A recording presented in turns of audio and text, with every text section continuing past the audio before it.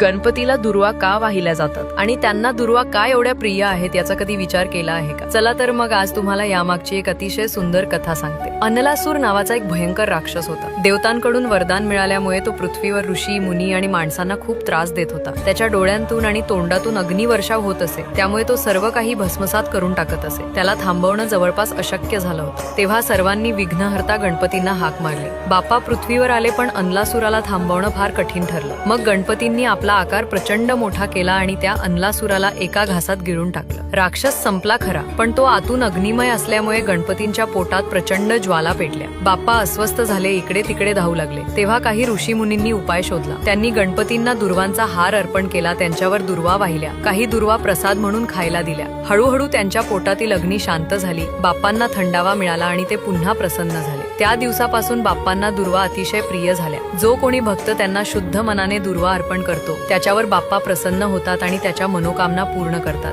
म्हणूनच प्रत्येक गणेश पूजेत दुर्वांचं खास महत्त्व आहे.